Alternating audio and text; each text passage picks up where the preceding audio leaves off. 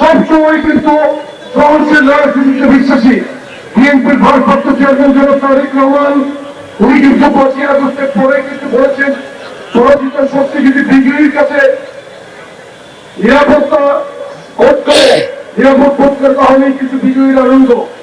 আমরা কিন্তু মানবিক রাজনীতি করছি, কিন্তু যারা ক্ষুদ্র রাজনীতি করেছে এবং আওয়ামী সন্ত্রাসের রাজনীতি ক্ষুদ্র সন্ত্রাস এবং আওয়ামী সন্ত্রাস কিন্তু একাকার হয়ে গিয়েছে।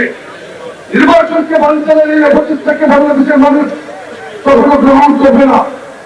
গতকালকে আপনারা দেখেছেন বিএনপির সম্মানিত একজন সিনিয়র নেতা যিনি ঢাকাতে মেয়র ছিলেন, তার প্রতিদ্বন্দ্বী প্রার্থী তার সন্তান তুল্য ওসমান আলী যখন গুলিবিদ্ধ হয় উনি এটা আন্তরিকতার সাথে উনি গিয়েছেন হাসপাতালে। কারো এখানে বক্তব্য আপনারা সকলেই দেখেছেন। আমরা কিন্তু অত্যন্ত শান্তভাবে এবং ধৈর্য সহকারে এই ঘটনাকে আমরা পর্যবেক্ষণ করেছি।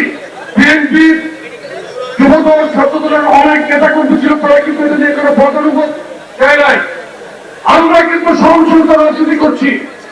আমাদের সিনিয়র নেতৃবৃন্দের সাথে আপনারা বেয়াদবি করবেন, আমরা চুপ থাকবো, এটা কিন্তু আপনার চিন্তা করলে ভুল হবে। সন্ত্রাসকে আমরা কিন্তু রাজনৈতিকভাবে মোকাবেলা করবো। গতকালকে রাতে আমাদের যে তাৎক্ষণিক বিক্ষোভ মিছিল ছিল সেখানে আমরা বলেছি যে যুবদল মাঠে আছে, সন্ত্রাসের বিরুদ্ধে মাঠে থাকবে।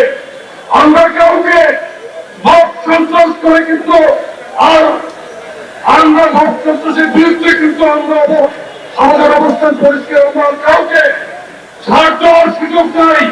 দেওয়ালে থেকে গেছে ডেমোক্রেসি থেকে বাংলাদেশকে আমরা ডেমোক্রেসি নিয়ে যাবো ইনশাআল্লাহ। এটা প্রশ্ন সিনিয়র নেতৃবৃন্দের প্রতি আপনাদের যেই বেয়াদবি আচরণ সেটাকে আমরা কোনোদিন কিন্তু ক্ষমার চোখে দেখবো না। আমাদের সহনশীলতাকে দুর্বলতা করবেন না।